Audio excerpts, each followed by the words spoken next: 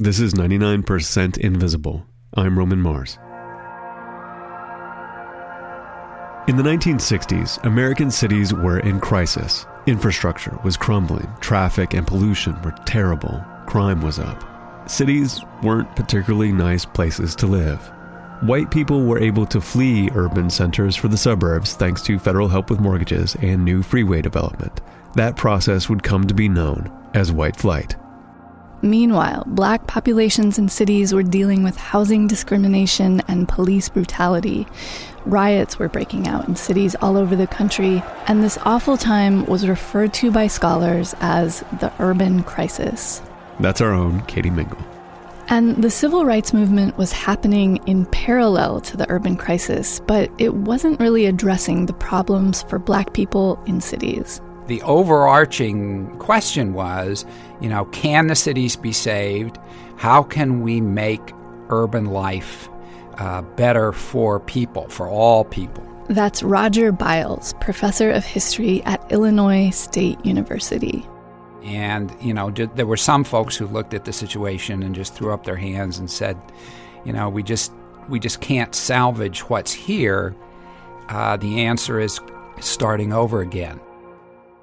In other words, urban planners thought maybe the problems facing cities were too big and too complicated to fix. And it's within this context of the urban crisis and the civil rights movement that the federal government would come to consider an idea like Soul City. Floyd McKissick offered an idea today, a new city to be built in the country in North Carolina to be called Soul City, and to be populated mainly or entirely by Negroes, he says, would move there from the ghettos. This tape is from a 1969 NBC national news broadcast, and this new city was being proposed by a civil rights leader named Floyd McKissick. In establishing our new city in North Carolina, we will create new jobs and new careers for black people. As a response to the urban crisis, the federal government had announced plans to provide financing to about a dozen brand new towns, and Floyd McKissick wanted Soul City to be one of them. In this new town, persons will be able to control their own destinies. We have the power to actually be a part of building a town. Come on, it's the story of America. And to be a part of it. That's Jane Ball Groom. She was working as a secretary for McKissick in Harlem when he first started developing the idea for Soul City, which would be a place built for and by black people, a land of black opportunity in rural North Carolina. Jane says going to Soul City was like being a pilgrim. We had our own Mayflower ship. We came down in cars. It was the same thing. But, maybe not. Sorry, the Pilgrims had it really hard. The Pilgrims did have it really hard. But this wouldn't be easy either. The government would eventually come to support this project, but there would be politics and compromises and very strange bedfellows. And that was all before breaking ground on Soul City. When Floyd McKissick first pitched the idea of an all-black town, there was one question he got asked a lot. Does the building of a city like this form part of the trend towards separatism? This is a reporter at an early press conference, and a lot of people were curious about this. Was Soul City a departure from the idea that black people and white people should integrate together in society? Was this instead black people starting their own thing, separate from white people? And you can hear McKissick struggle to answer. No, I think it does the same thing as the Chinese have done in New York. They've built them Chinese area, Chinatown. It's a beautiful section of the city that I admire. To understand all the ways that this question about separatism was relevant, you have to understand a bit about who Floyd McKissick was. This photograph here would show my father on the left here, hand in hand with Dr. King. This is Floyd McKissick II. He's a lawyer and a state senator, and he's showing me pictures of his dad that are hanging in his office in Durham, North Carolina. The famous March on Washington, where Dr. King gave his I Had a Dream speech. My father and Dr. King led that march that day. A few years after that march, Floyd McKissick Sr. would become the executive director of an organization called CORE. That's the Congress on Racial Equality. And he was part of a handful of really important civil rights leaders in the 60s, along with people like Dr. King, Roy Wilkins of the NAACP, Whitney Young of the Urban League, and Stokely Carmichael of SNCC. SNCC being the Student Nonviolent Coordinating Committee. Because of these leaders and the members of their organizations, huge legal gains were made in civil rights and integration in the 50s and 60s. And then in 1966, there's this kind of pivotal moment in the movement. A civil rights activist named James Meredith is shot by a white gunman while leading a march in Mississippi. Stokely Carmichael and Floyd McKissick both go down to Mississippi to continue the march. Carmichael is arrested, and when he gets out of jail, he makes a speech where he says, "Don't be afraid. Don't be ashamed. We want black power. We want black power. We want black power. We want black power. We have stayed here and we begged the president. We begged the federal government. That's all we've been doing, begging. It's time we stand up and take over." On that day in 1966, the Black Power movement was born, and McKissick of CORE and Carmichael of SNCC become two of the most vocal advocates of this new movement. What do we need? Black power. When do we need it now? Stokely and my dad were probably the two leaders in articulating what that meant. For Carmichael and McKissick, Black Power was a step further than civil rights and integration. It was essentially the idea that Black people should control their own communities, should have proportional representation in government. Again, Stokely Carmichael in 1966. We have to do what every group in this country did. We got to take over the communities where we outnumber people so we can have decent jobs, so we can have decent houses, so we can have decent roads, so we can have decent schools, so we can have decent justice. So McKissick and Carmichael both very much believed in the idea of Black Power. But in the late 60s, they began to diverge about how to achieve it. Carmichael and many others in the Black Power movement thought that capitalism was an inherently exploitative system that would always leave someone at the bottom. On the other hand, McKissick began to believe that capitalism was the answer. McKissick actually associates himself with a very important tendency in Black Power. That's Sundiata Chajua, professor of history and African American studies at the University of Illinois Urbana-Champaign. And the tendency he's talking about is one toward Black capitalism. What it means essentially is that Black people should own and control their own capitalist enterprises. And it comes to suggest that business ownership is the path to equality, freedom, justice, social transformation. Too long have we attempted to divide economics from politics. The question that becomes paramount in, say, 1970s is strategy, not principle. That's Floyd McKissick in an archival interview with political writer Walter DeVries. You see the 70s becoming intensely pragmatic than us. Absolutely. As compared with the ideological and the... If you don't become coldly pragmatic, you might lose everything that you've gained, all those gains that you've made during the 60s. McKissick believed that the time for idealism was over. It was time for Black people to claim their piece of the American pie. Now, where the hell are you, and what are you going to do to become a full-fledged American? Or do you want to go back to Africa? I, for one, believe I'm going to stay here. Actually, Stokely Carmichael did go to Africa. Leaving behind the Black Power movement in America, he moved to Guinea, where he dedicated himself to the All-African People's Revolutionary Party. And Floyd McKissick did indeed stay in the States. He resigned from CORE to start a for-profit company called McKissick Enterprises and set his sights on building Soul City, the town he hoped would create as much economic opportunity for Black Americans as possible. And we can bring together, the private sector. You can bring together industry, government, and educational resources to really build a town free of racism.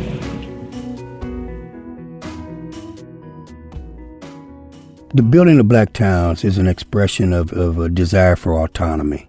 McKissick's Soul City wasn't a first for Black town building in the U.S. Quite a few towns were settled in the Great Plains between 1890 and 1910 by African American sharecroppers fleeing the South.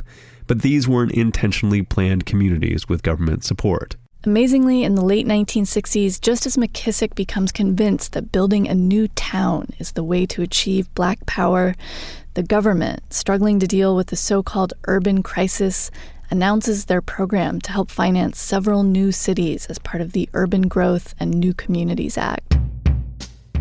The legislation was passed, which provided a process for building these things. That's historian Roger Biles again, and he says these new cities would be meticulously planned in order to avoid the problems of existing cities. We're going to bring all of the knowledge and all of the insights of urban planning to doing it right this time. The program would be managed by the U.S. Department of Housing and Urban Development, also known as HUD. Private developers could propose ideas to HUD for new towns. If they were approved, the new towns could sell government-backed bonds to investors on Wall Street. And as McKissick starts talking to people within HUD about this all-Black town idea, they're like, look, there's no way we're going to approve something that's perceived as being separatist. So McKissick dials back the language he was using to describe Soul City. If you look at the things that he wrote and said before he fills out the actual applications, right? It's all about, he's talking about building ideal Black communities. After he's gone through that process, then the literature is about building middle-class communities that are open. McKissick never envisioned a place where white people would be specifically excluded. He did imagine a majority Black town with a majority Black leadership, but he couldn't really talk about it like that. In politics, concessions must be made. And the next big one would come in the form of an important ally. McKissick understood that to be approved to build one of these new cities, he'd need friends in high places. He first pitches the idea to the current president, Lyndon Johnson. And Johnson seems interested, but then he decides not to run for re-election. And so, in 1968, McKissick looks at the new field of presidential candidates and asks himself, who is the most viable person to support the Soul City project? That's Devin Fergus. He's a professor of African American Studies at Ohio State University. And he opts for Richard Nixon. We've had enough of big promises and little action. The time has come for honest government in the United States of America. And shockingly, Nixon actually supports this project. Nixon believed in Black capitalism because Nixon believed in capitalism. He believed that when people owned property and businesses, they had more of a stake in the country.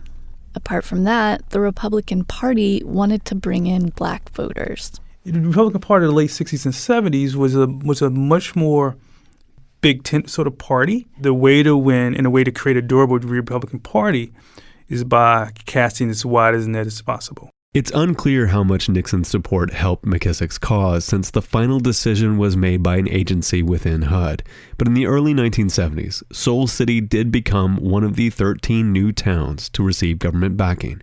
And Floyd McKissick, Black Power leader, became a Republican and one of Nixon's most vocal Black supporters. Of the 13 new cities, Soul City was the only so-called freestanding new city, meaning it wasn't being built right next to an already existing city that it could lean on for employment opportunities and infrastructure. It was being built on an old tobacco plantation, about an hour away from Durham, in rural Warren County, North Carolina. We were pioneers. We really were pioneers because you have to know what this place looked like. It was a farm. It was the Green Duke plantation, and right, which it had formerly 59 slaves there. That's Jane Ball Groom. You heard her at the beginning of the story, and Doris Terry Williams. I interviewed them together in Jane's house in Warren County. In 1970, Jane packed up her family and left her crowded housing project in New York for the wide open farmlands of North Carolina. For me, coming out of New York, it was land. It was land. It was safe. When Jane got to Warren County, there were just a handful of other new settlers living in trailers. These early planners had developed a 30-year strategy for Soul City that laid out everything, including their plan for 3 residential villages with mixed-income housing. Floyd McKissick II actually got a degree in urban planning to help his dad design Soul City. The design was inspired by the planned community of Columbia, Maryland, which was meant to have racial diversity and a small-town feel. Soul City had acquired 3,600 acres of land. They hoped to have a population of about 2,000 people by 1978. And by the end of 30 years, they wanted to be up to around 40,000 people. Jane says these early days at Soul City just felt full of potential.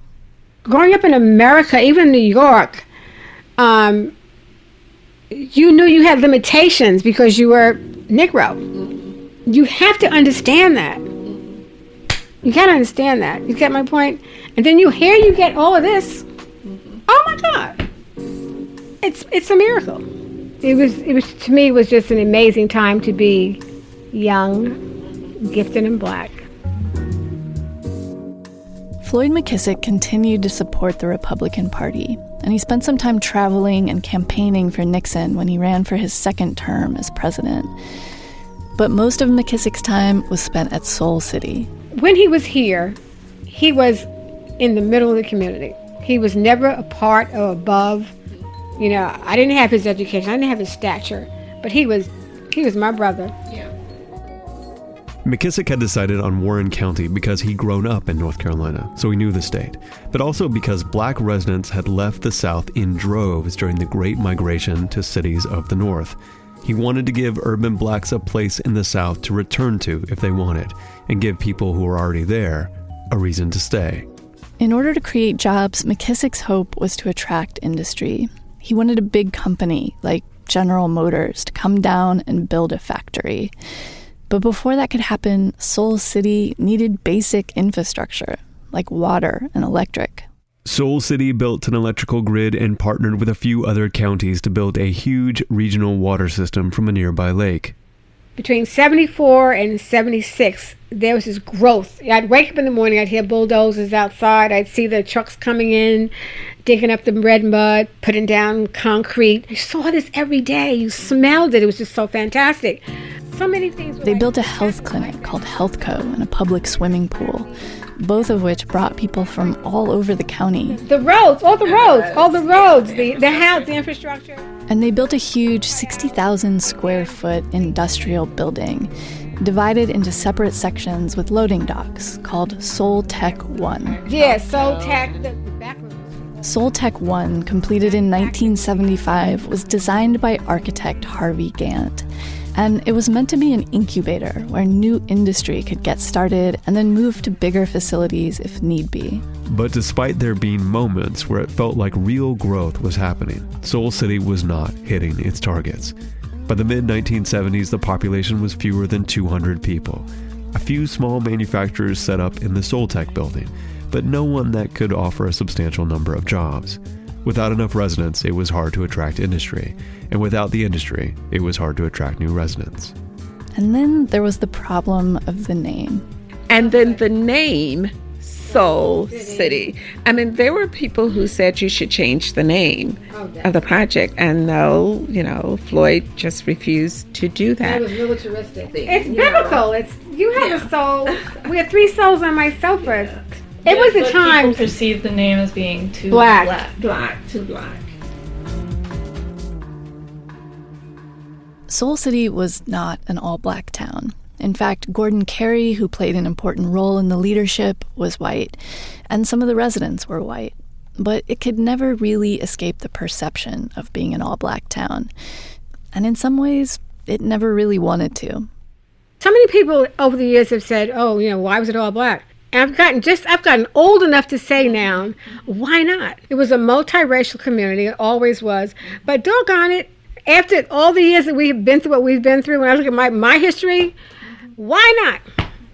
Apart from Soul City's identity issues, McKissick's ally in the White House, President Nixon, had resigned in disgrace, and the economy was in a slump.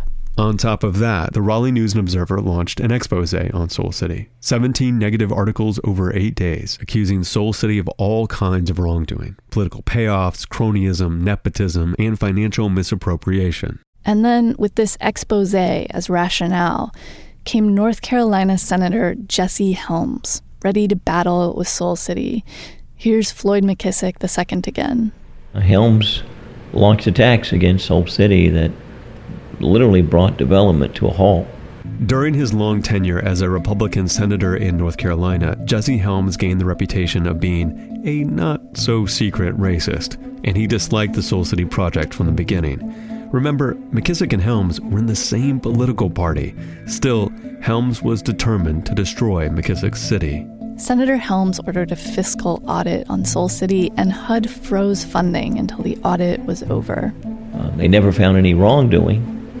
The audit gave us a clean bill of health, but it damaged us significantly in terms of public perceptions.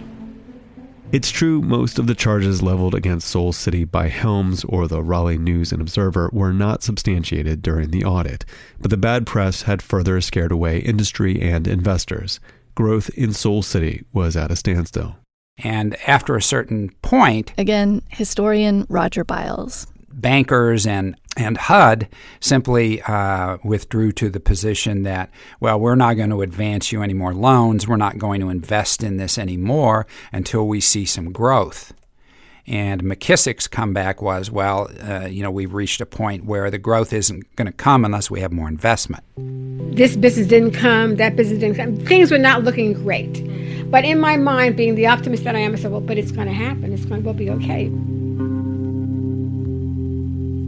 10 years ago, Floyd McKissick, a civil rights activist, set out to build a city for blacks. McKissick said that in 30 years it would be home to 46,000 people. But today, Soul City is a broken dream, and the government has begun foreclosure action to seize the property. In 1979, HUD announced that they would no longer support Soul City. Without the government's support, McKissick was forced into foreclosure, and most of the land at Soul City was sold off.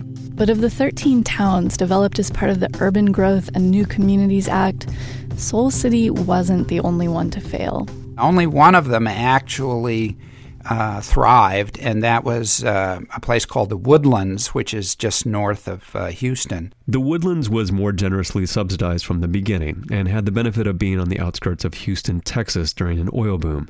The other 12 towns all failed, meaning people might still live there, but they did not continue on autonomously. Some became suburbs or neighborhoods of bigger towns. Some remained unincorporated. Most of the failed towns cited a lack of investment as the primary reason for failure. But Soul City faced additional hurdles. For one, they were the only standalone town, so they were truly starting from nothing. And add into that a strong dose of racism. I think that might be the way you laugh when you actually want to scream. In any case, it's not hard to imagine that racism played a role in Soul City's demise. There was the investigation by Jesse Helms, the negative press, and the government, Floyd Jr. says, was always looking over their shoulder. We were always under a special level of scrutiny and a special level of review. You're going to make the right turn at that yellow sign down there. That was the main entrance to Soul City. I'm driving around with Doris Terry Williams in what was once Soul City.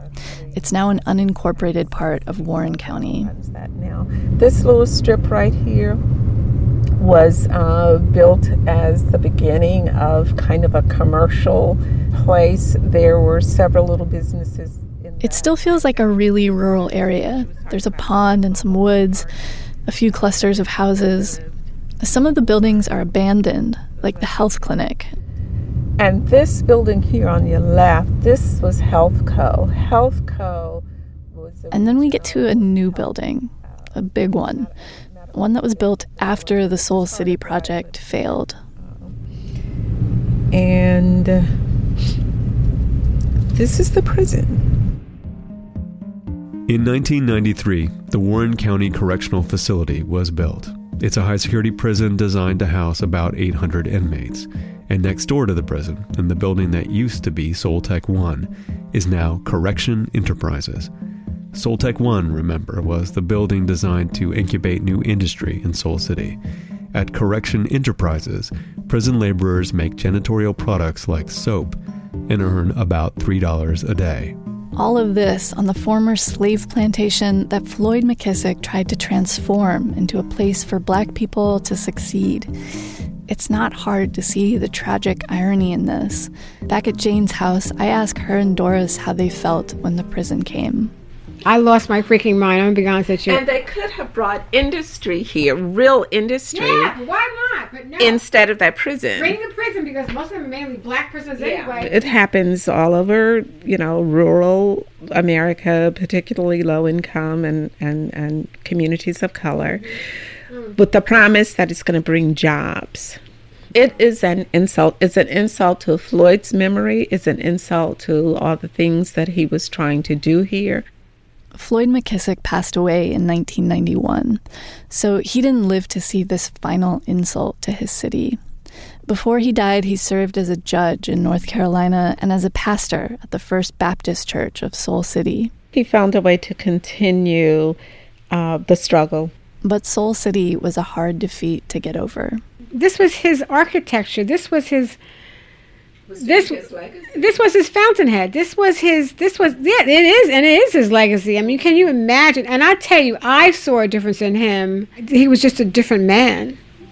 Something had been shaken away. He wouldn't tell you, but something had been shaken away.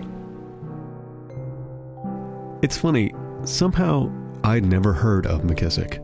I'd heard of a lot of his contemporaries in civil rights, Martin Luther King Jr., of course, Roy Wilkins, and Whitney Young.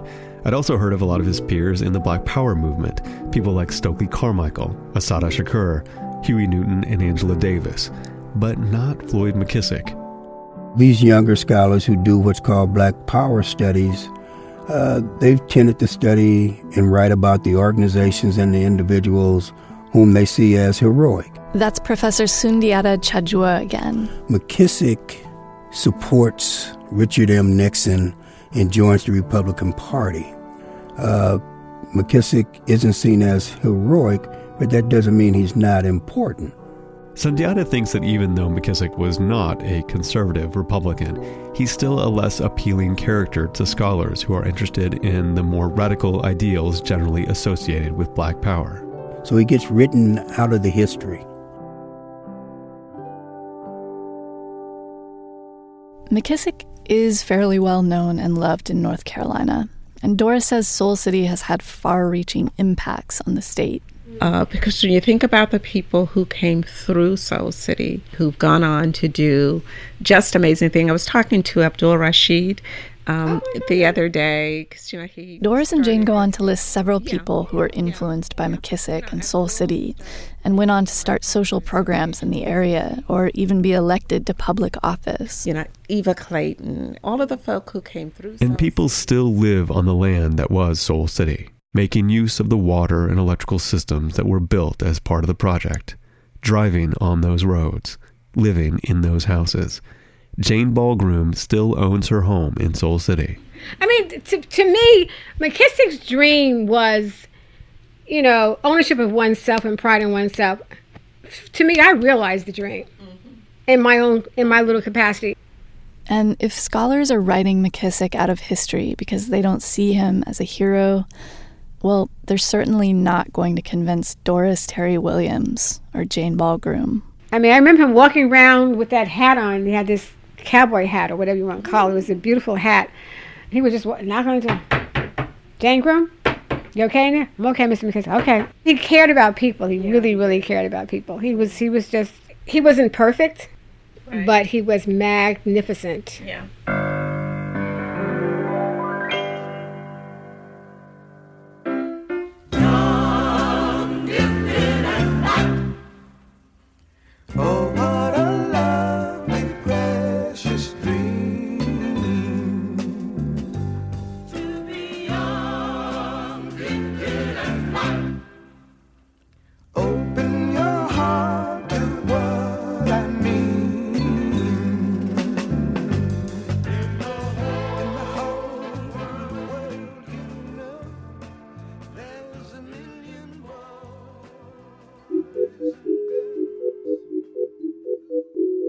99% Invisible was produced this week by Katie Mingle, with Delaney Hall, Avery Trufelman, Kurt Kolstad, Sharif Youssef, Sam Greenspan, and me, Roman Mars.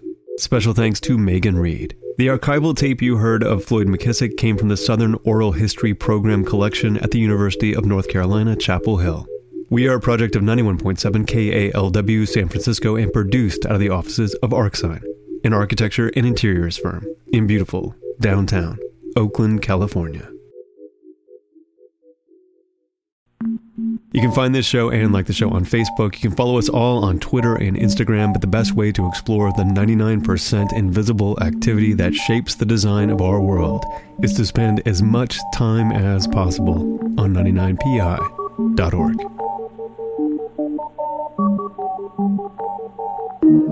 Radiotopia.